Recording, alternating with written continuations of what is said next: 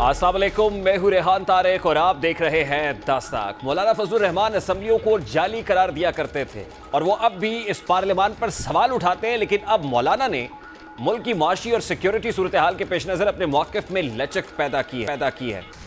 मौलाना फजलुर रहमान अब भी पार्लियामान पर तहफ़्फ़ुज़ात का इजहार तो कर रहे हैं, लेकिन मौलाना को एक ज़ीरक सियासतदान तस्वुर किया जाता है और यही वजह है कि वो जिस असम्बली को जाली कहते हैं और मुल्क की सूरत हाल के पेश नज़र उसी असम्बली के साथ चलने को तैयार भी दिखाई देते हैं। आज मौलाना ने पार्लियामान के हवाले से अपने बयान में लचक का मुजाहरा करते हुए कहा कि हम जैसे तैसे भी हैं, फॉर्म 45 के या फॉर्म 47 के हैं, अब डिफेक्टो हैं या बिजोरू हैं, काम तो इन्हीं से लिया जाएगा। मौलाना फजलुर रहमान ने आज पार्लियामान के फ्लोर पर गुफ्तगू में क्या कहा और उसमें कैसे ज़रा एक फ्लेक्सिबिलिटी उनके स्टांस में नजर आई, ज़रा वो भी आपको दिखाते हैं। असम्बली के इजलास को आपकी तरफ से वाज़ेह हिदायत जानी चाहिए कि ऐवान मुस्तरब है, मुल्क के लिए परेशान है और ऐवान पर एतमाद किया जाए। फॉर्म 47 के हैं या 45 के हैं, लेकिन अब इस ऐवान में हम बैठे हुए हैं, डिजोर न सही डिफेक्टो सही, लेकिन इन्हीं से आपने काम लेना होगा। इनको अपना मुलाजिम समझकर कि ये सब इसलिए बैठे हैं कि जब रियासत चाहेगी कि तरमीम कर लें तो इन्हीं से तरमीम कराएंगे। हम अपने मफाद के लिए कानून बनाना चाहें तो इन्हीं से कानून बनाएंगे, इन्हीं को इस्तेमाल किया जाएगा। हम इदारों के इस्तेमाल के लिए यहाँ नहीं बैठे हुए, हम आज़ादी से मुल्क और कौम की खिदमत करने के लिए बैठे। मौलाना फजलुर रहमान का ये बयान यकीनी तौर पर अहमियत का हामिल है, यानी मौलाना फॉर्म 45 और फॉर्म 47 की सियासत से बाहर आ रहे हैं। मौलाना फजलुर रहमान कहते हैं कि पार्लियामान ही तमाम मसाइल का हल है। उनके रवैये में लचक ये बता रही है कि मुल्क को दरपेश माशी और सिक्योरिटी मसाइल के पेश नज़र सीनियर सियासी क़यादत तमाम स्टेक होल्डर्स को साथ लेकर चलना चाहती है। मौलाना फजलुर रहमान, नवाज शरीफ और महमूद खान अचकज़ई जैसे सीनियर सियासतदान मौजूदा सूरत हाल से बखूबी वाकिफ़ हैं। अब यही वजह है कि मौलाना फजलुर रहमान सबको साथ लेकर चलने की बात कर रहे हैं, यहाँ तक कि KPK में वो तहरीक इंसाफ की हुकूमत के साथ भी मिलकर चलने की बात कर रहे हैं। मौलाना फजलुर रहमान के साथ साथ नवाज शरीफ भी मफाहमत की बात कर रहे हैं और तमाम स्टेक होल्डर्स को साथ लेकर चलना चाहते हैं। और नवाज शरीफ ने भी तमाम सियासी जमातों को साथ मिलाने के लिए राना सनाउल्लाह को यह जिम्मेदारी सौंपी है और राना सनाउल्लाह ने गुज़श्ता रोज़ महमूद खान अचकज़ई से मुलाकात भी की और ज़ाहिर है मुलाकात का मकसद मसाइल का हल निकालना है और तहरीक इंसाफ को भी मुज़ाकरात की सफ़ में शामिल करना है। अब नून लीग की तहरीक इंसाफ से मुज़ाकरात की संजीदगी का आलम यह है कि वो 9 मई पर भी अपने मौक़िफ़ में नरमी पैदा कर रही है, जैसा कि हनीफ अब्बासी अब 9 मई का ताना दे रहे हैं और साथ खबरदार भी कर रहे हैं कि वादा माफ गवाह तैयार हो गए और ऐसे सबूत तैयार हो गए कि आप बच नहीं सकते। हनीफ अब्बासी क्या कह रहे हैं, जरा वो भी आपके सामने रखते हैं। ये नहीं होता हुक्म चलाने वाला दौर खत्म हो गया है, इसलिए जरा सब्र करें। अभी तो इश्क के इम्तिहान और भी हैं, अभी मिलिट्री कोर्ट भी है। किसने कह दिया कि मिलिट्री कोर्ट नहीं है? अभी तो आप कहते हैं 9 मई की विजुअल्स लेके आए, अंधे हैं। वो GHQ पे मैं गया था, कोर कमांडर हाउस लाहौर मैंने जलाया था। कैसी बातें आप कर रहे हैं कि जी वीडियो लेके आए? वीडियो क्यों? अंधे हैं सारे? सबको नजर आ रहा है कि आपने हमला किया है प्लानिंग के तहत। वो वादा माफ गवाह तैयार हुए आपके खिलाफ, इतने बड़े बड़े एविडेंस है के खिलाफ कि आपका बचना नामुमकिन है, इसलिए आप उसके बचने की तदबीर करें।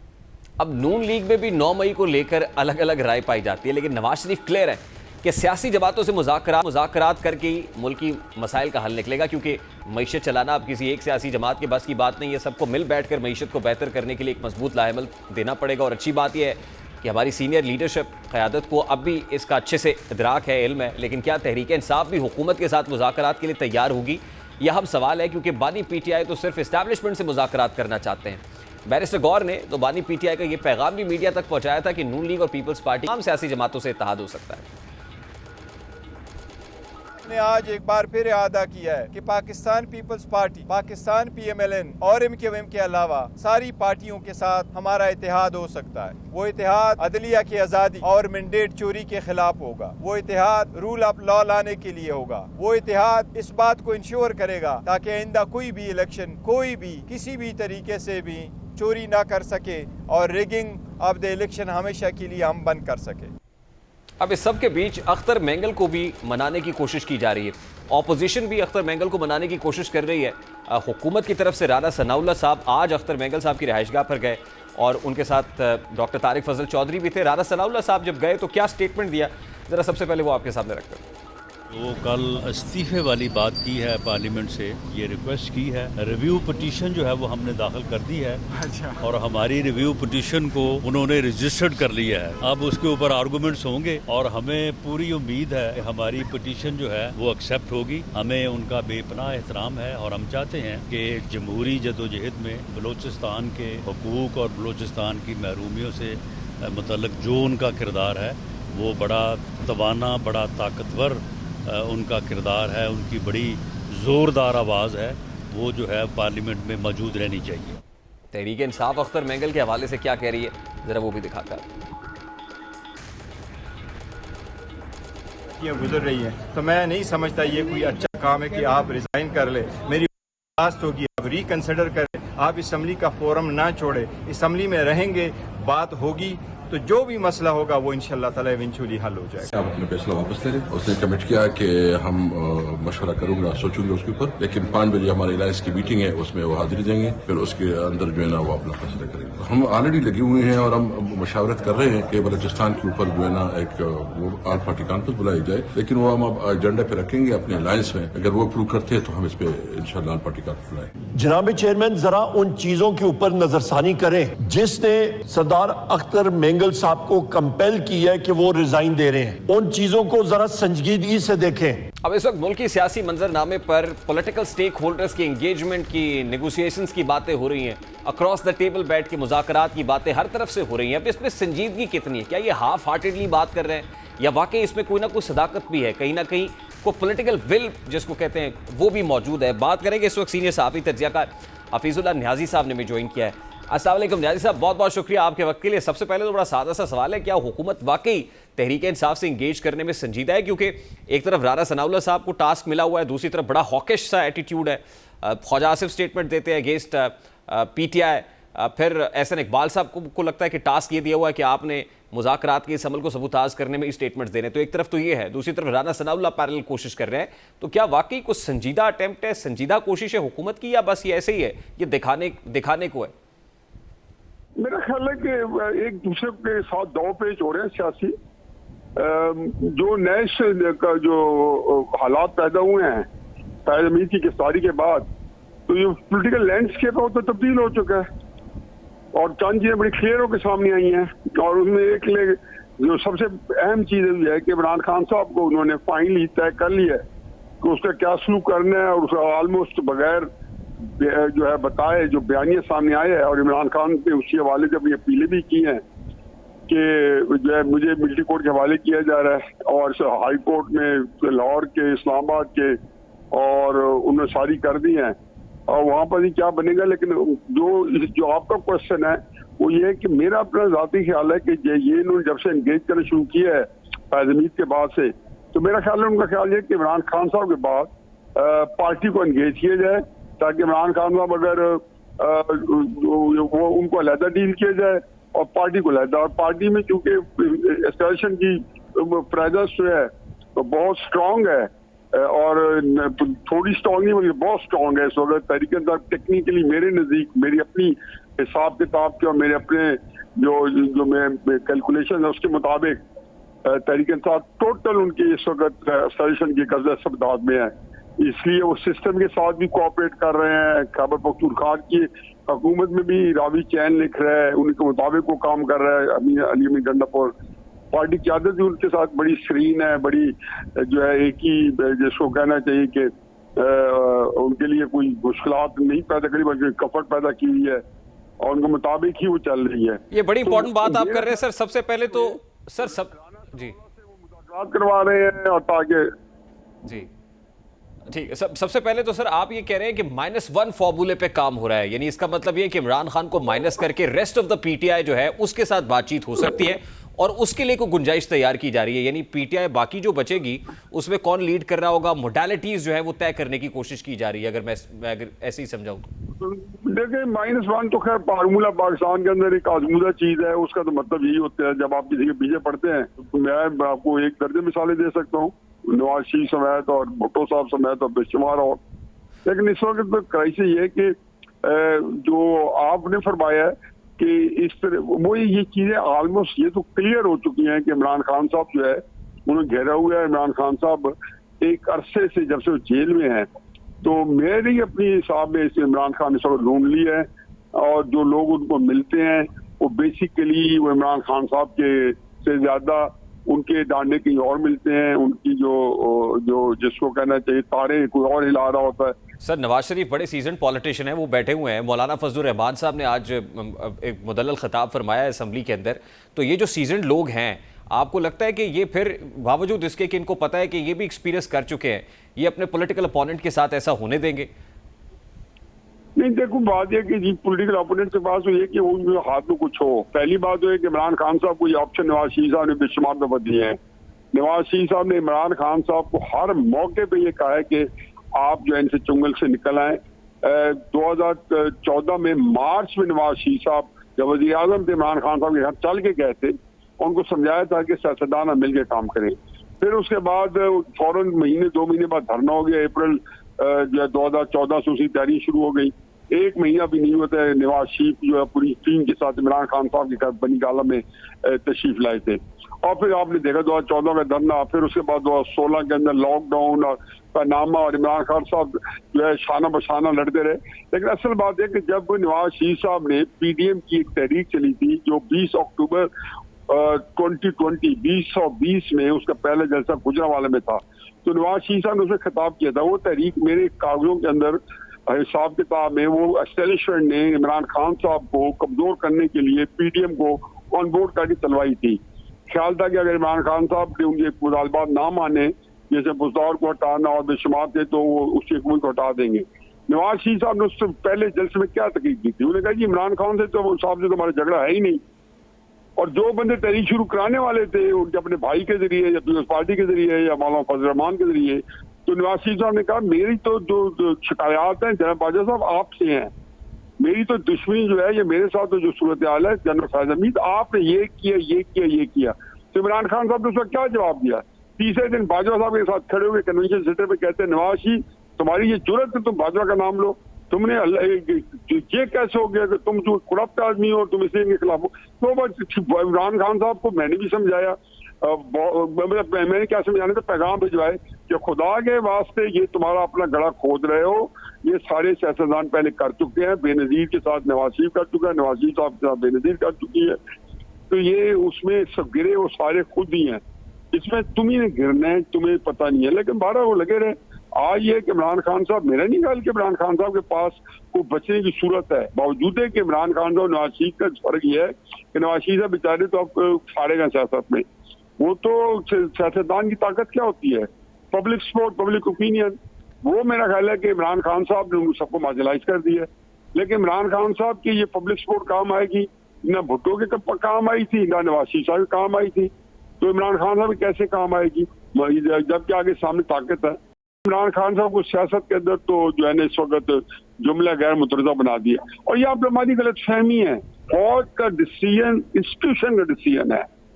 अगर उन्हें फैसला कर दिया है लाइल शरीफ ने कि नवाज शरीफ ने जाना है, तो बाजवा जिसको नवाज शरीफ ने अपने हाथ में उठाया उसने वहीं से शुरू किया था जहाँ नवाज शरीफ छोड़ के किया था। तो ये हम अगर नहीं पढ़ते और फिर हमें ये अंदाजा हम सब मिलेंगे कि पार्टी रह जाती है। भुट्टो साहब की कौन सी पार्टी रहेगी? भुट्टो छोड़ के गए तो बेनजीर के बाद वो पार्टी थी कि 88 में हुकूमत बनाई, 93 में बनाई, 2008 में बनाई, तीनों दफा उनको सिंपल मेजोरिटी असेंबली में नहीं मिली। ये भुट्टो की पार्टी थी। भुट्टो की पार्टी तो 2/3 मेजोरिटी वाली पार्टी थी। तो इसलिए हम जो कहते हैं पीपल्स पार्टी जिंदा रही। तो आप ये कह रहे हैं कि पावर, आप ये कह रहे हैं ये जरूर हुआ कि पार्टी का नाम लेवा था और शायद इमरान के केस में नाम लेवा कोई ना हो। ऐसा आप ये कह रहे हैं कि पावर इज पावर और अल्टीमेटली पावर ही जो है वो प्रिवेल करेगी। सर पावर वो तो एक कॉन्टेक्स्ट में बिल्कुल सही फरमा रहे हैं, पावर इज पावर। लेकिन असल मसला तो ये है कि यहाँ पे जो हम 70 साल से चीज देख रहे हैं उसी ने रिपीट होना है ना। सर लास्टली सवाल भी यही है कि और फिर कोई वजीर आजम वो भी नहीं है जो अपनी मुद्दत पूरी कर सका हो। तो अभी शहबाज शरीफ साहब बड़े हैंड्स इन हैंड्स दिखाई देते हैं एस्टैब्लिशमेंट के साथ और बड़ी सुर और सेम पेज और सेम पेज प्लस अगर कहा जाए तो कहना गलत नहीं होगा। तो आपको लगता है कि ये जो स्टेटस को है वो सस्टेन करेगा, बरकरार रहेगा, या यहाँ पर भी कुछ चेंज हो? उसमें तो कोई इसमें झोल नहीं आना, इसे रहना है। हाँ अलबत्ता अगर उनकी जरूरत पड़ेगी मास्टर लगाने की, वो उसकी वजह नहीं होगी वो शबाशी को हटाना चाहेंगे, उसकी वजह और की हालात होंगे। आज तो मौलाना फजलुर रहमान की तकरीर सुन के भी लगा कि जैसे मौलाना भी की जो वेव लेंथ है या लाइनो लेंथ है हुकूमत के साथ खासी मिल रही है। मौलाना बेचारे क्या करेंगे, वो फर्स्ट निकले हैं, उनको बहुत सीरत आदमी है, बड़े समझदार आदमी है, लेकिन ये फ्रस्ट्रेटेड है, उनको बेचारों को ये है कि ये अब क्या किया, हर बंदा ठीक, बहुत बहुत शुक्रिया। हफीजुल्लाह न्याजी साहब सीनियर सहाफ़ी तज्ज़ियाकार हमारे साथ मौजूद थे। हुकूमत की ऑस्टेरिटी कमेटी से मुस्ताफ़ी होने वाले माहिर इक़्तिसादी अमूर डॉक्टर कैसर बंगाली हमें ज्वाइन करेंगे इस ब्रेक के बाद। हमारे साथ रहिए।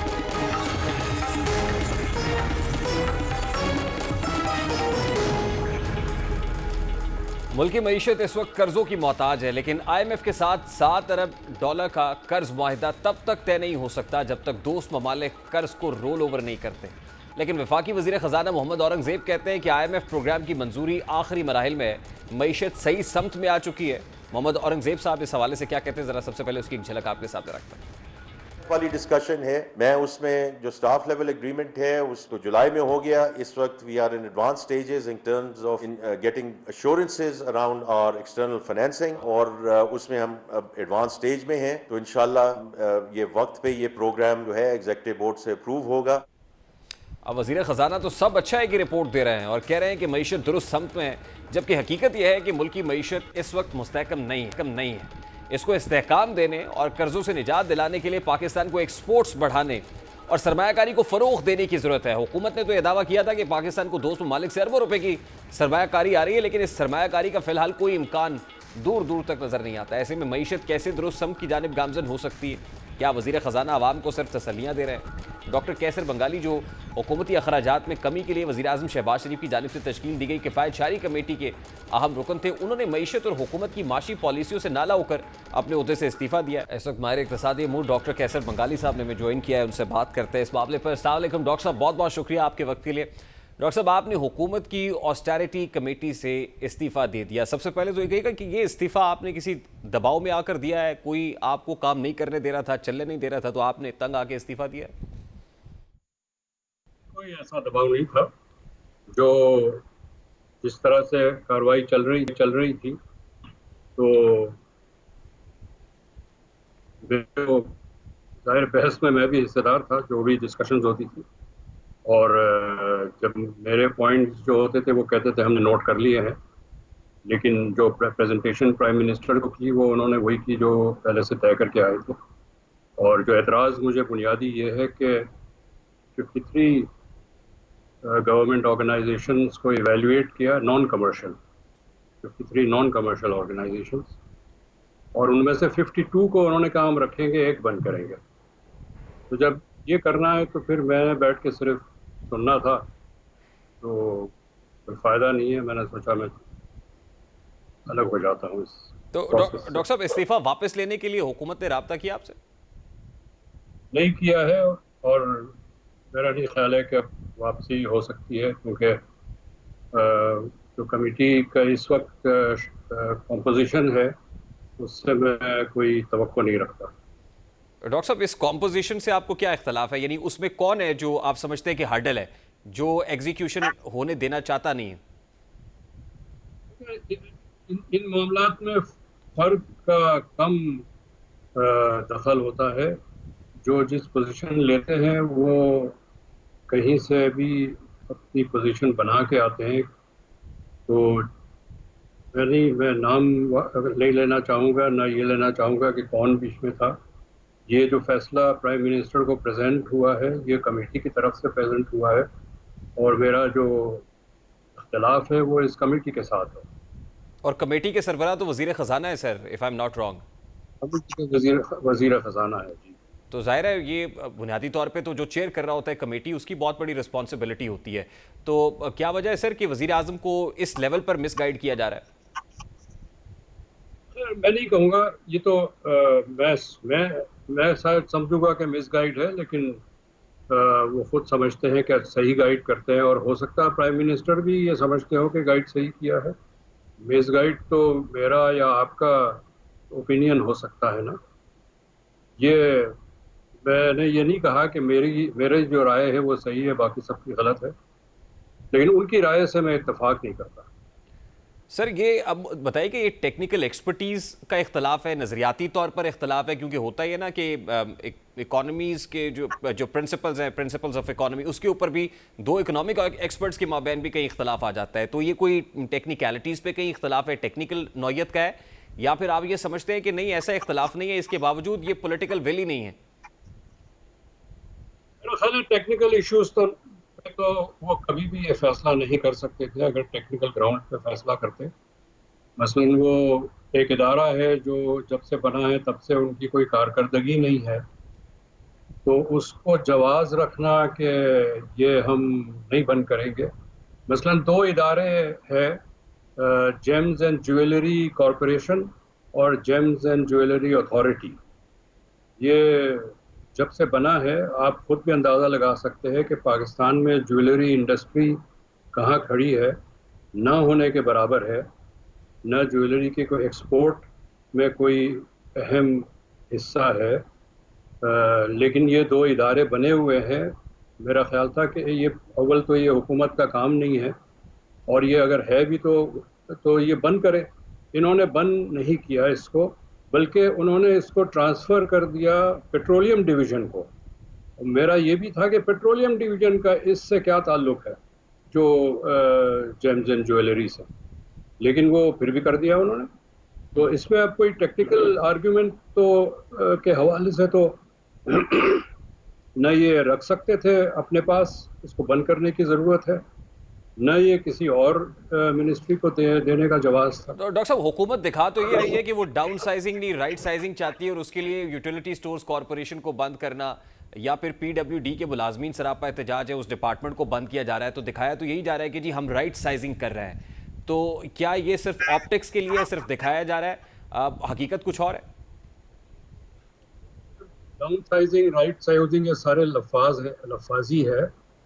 इससे पहले डॉक्टर हफीज़ पाशा की सरबराही में भी एक सिफारिशात पेश की गई है हुकूमत के अखराजात कम करने की, इदारों को बंद करने की, मर्ज करने, रैशनलाइज करने की। डॉक्टर इशरत हुसैन ने भी ये काम किया है और दोनों रिपोर्ट्स मैंने देखी है, बहुत अच्छा काम है। वो दोनों रिपोर्ट पे अमल नहीं हुआ, शेल्फ पे रख दिया गया। और मुझे खदशा है कि ये सारी जो एक्सरसाइज हम करेंगे इसका भी यही हशर होगा, क्योंकि मुझे अगर आप 53 यूनिट्स में से ये तय करते हैं कि 52 को हमने रखना है और ऐसे इदारे भी रखने हैं जिन्होंने कभी कोई काम नहीं किया, तो फिर कोई मुझे ये नहीं लगता है कि इस एक्सरसाइज का डॉक्टर साहब ये इसी हुकूमत का प्रॉब्लम है। यही हुकूमत ऐसा नहीं करना चाहती, क्योंकि हमने माजी में देखा पाकिस्तान तहरीक इंसाफ गवर्नमेंट ने भी ऑस्टेरिटी मेजर्स की बड़ी बात की, लेकिन प्रैक्टिकली वो भी नहीं कर सके या वो करना नहीं चाहते थे। तो आपको क्या लगता है ये तमाम तर पॉलिटिकल पार्टीज और स्टेक होल्डर्स जो भी हुकूमत में आते हैं वो सब ऐसे ही हैं, या फिर ये पर्टिकुलर इस गवर्नमेंट से आप ज्यादा नाराज हैं? पर्टिकुलरली किसी गवर्नमेंट से नाराज नहीं हूँ, क्योंकि ये सारे हुकूमतों में ये मसला आया है। और इशरत हुसैन तो मुशर्रफ की हुकूमत में थे, उन्होंने भी कुछ नहीं किया। ये रियासत का मसला है। रियासती तौर पे ये तय है कि हमने गवर्नमेंट का साइज़ छोटा नहीं करना। रियासती तौर पे ये तय है कि हमने हर शोबे में दखल रखना है। वो शोबे जो 18वीं तरमीम ने सूबों को दे दिए हैं, वहाँ भी वो समझते हैं कि हम सूबों को इख्तियार नहीं दे सकते, जो कि आईन कहता है कि ये सूबों का इख्तियार है। लेकिन ऐसे तबके हैं जो कहते हैं कि नहीं जी, ये वफाक के पास ही रहना चाहिए, सूबे नहीं कर सकते। डॉक्टर साहब मसला रियासत विल का है। ये बड़ी इंपॉर्टेंट बात आप कर रहे हैं। अभी तो हम इस नहज के ऊपर है कि हमें कर्ज रीशेड्यूलिंग चाहिए, IMF के एग्जीक्यूटिव बोर्ड की अप्रूवल चाहिए, और फिर आप ये कह रहे हैं कि मुल्क डिफॉल्ट किया हुआ है। जो कंपनीज यहाँ पे बैरून ममालिक से आई काम कर रही हैं वो जा रही हैं, कोई हमारे एसेट्स खरीदने को तैयार नहीं है। तो एग्जैक्ट सिचुएशन क्या है, और क्या आपको लगता है कि हम इससे निकल आएंगे आने वाले दिनों में? अगर एग्जीक्यूटिव बोर्ड की अप्रूवल हो जाती है, पैसे वैसे आ जाएंगे हमारे दोस्त ममालिक से, आप क्या देख रहे हैं सर? इस वक्त जो है देखें, आप तनख्वाहें भी दी जा रही हैं, बाकी अखराजात भी हो रहे हैं, तो पैसे जो है वो हम कर्जा, हमें वैसे तो कर्जा नहीं दे रहे हैं कोई, लेकिन प्राइवेट बैंक से हम कर्जे लिए जा रहे हैं। और प्राइवेट बैंक्स के कर्जे जो होते हैं वो इंतहाई महंगे होते हैं और शराइत भी सख्त होती है। इस वक्त हम दबे हुए हैं कर्ज़ों के बोझ के तले, लेकिन 2-3 साल में जो ये बोझ का वजन होगा ये हम अभी अंदाज़ा नहीं लगा सकते, क्योंकि प्राइवेट बैंक्स के कर्जे जो है वो बहुत महंगे होते हैं, जो हम इस वक्त जिस पे हम इस वक्त गुजारा कर रहे हैं। बहुत बहुत शुक्रिया डॉक्टर कैसर बंगाली, माहिर इक्तिसादी अबूर हमारे साथ मौजूद थे। अभी एक ब्रेक लेंगे और ब्रेक के बाद जब वापस आएंगे तो तहरीक इंसाफ 8 सितंबर को जलसा करने का इरादा रखती है, लेकिन ये जलसा भी खटाई में पड़ता हुआ दिखाई दे रहा है। इस पर बात करेंगे इस ब्रेक के बाद हमारे साथ। तहरीक इंसाफ 8 सितंबर को इस्लामाबाद में जलसा करने का इरादा रखती है, लेकिन ये जलसा भी खटाई में पड़ता हुआ दिखाई दे रहा है। इससे पहले 22 अगस्त को जलसा होना था, जलसा मौखर किया गया, 8 सितंबर की तारीख हुई, लेकिन अब 8 सितंबर का जलसा चंद रीजंस है जिसकी वजह से लग रहा है कि फिर हवा में मुअल्लक है, ये गैर यकीनियत का शिकार है। अली अमीन गंडापुर जिन्होंने इस जलसे की ऑर्गेनाइजेशन की सरबराही बानी PTI के अहकामात पर लेनी है, आज अदालत ने असला और शराब बरामदगी के केस में अली अमीन गंडापुर की तिबी बुनियादों पर हाजिरी से माफ़ी की दरख्वास्त मुस्तरद कर दी और अदालत ने वज़ीर आला KPK अली अमीन गंडापुर की हाजिरी से इस्तिस्ना की दरख्वास्त मुस्तरद करते हुए उनके नाकाबिल ज़मानत वारंट गिरफ्तारी भी जारी कर दी है। अब यहाँ पर अहम बात यह है कि अली अमीन गंडापुर ने तिबी बुनियादों पर अदालत से इस्तिस्ना हासिल करने की कोशिश की, यानी वो ये जाहिर कर रहे हैं कि वो बीमार हैं। अब यहाँ पर यह सवाल उठता है अगर वो बीमार है तो फिर क्या तहरीक इंसाफ के इस्लामाबाद में होने वाले 8 सितंबर के जलसे में शिरकत नहीं करेंगे, क्योंकि आज उनके वकील ने जो उनकी मेडिकल रिपोर्ट जमा कराई है उसके मुताबिक वो सैलाब से मुतासरा इलाकों का KPK में दौरा कर रहे थे, जहाँ उनका पाँव फिसला और पाँव फिसलने से उनको चोट आ गई, जिसकी वजह से वो अदालत नहीं पहुँच सकते। अब वो जो अदालत नहीं पहुँच सकता, क्या वो इस्लामाबाद पहुँच सकेगा? वो लोगों को लीड करता हुआ कि इससे पहले जो बड़के मारते रहे कि हम सवाबी पहुँचेंगे और सवाबी से मैं खुद लीड करूँगा, तो क्या वो जो अदालत नहीं पहुँच रहा है क्या वो जलसे में पहुंचेगा? अब 8 सितंबर के जलसे में उनका किरदार यकीनन अहमियत का हामिल होना था, उन्होंने KPK से लोगों को इकट्ठा करना था, लेकिन अब उनकी शिरकत मशकूक लग रही है।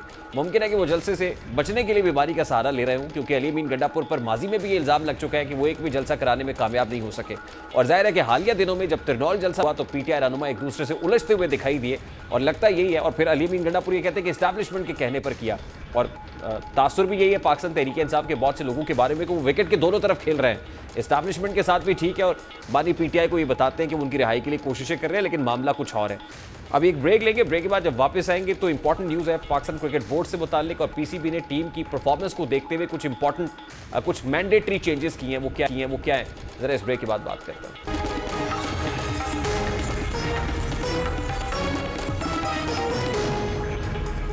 पाकिस्तान क्रिकेट टीम की मुसलसल शिकस्त की वजह में सबसे बड़ी वजह फिटनेस के मसाइल बताए जा रहे हैं, और पाकिस्तान क्रिकेट बोर्ड अब खिलाड़ियों के फिटनेस के मसाइल दूर करने के लिए इकदाम करने जा रहे हैं ताकि खिलाड़ी मैदान में बेहतर परफॉर्म कर सकें। मीडिया रिपोर्ट्स के मुताबिक टेस्ट स्क्वाड और सेंट्रल कॉन्ट्रैक्ट में शामिल कौमी क्रिकेटर्स को सख्त फिटनेस टेस्ट से गुजरना पड़ेगा, और जराये के मुताबिक टेस्ट स्क्वाड के अरकान और बाज सेंट्रल कॉन्ट्रैक्टेड क्रिकेटर्स के फिटनेस टेस्ट 7 और सितंबर को लाहौर में होंगे। फिटनेस टेस्ट को सेंट्रल कॉन्ट्रैक्ट से मशरूत किया गया।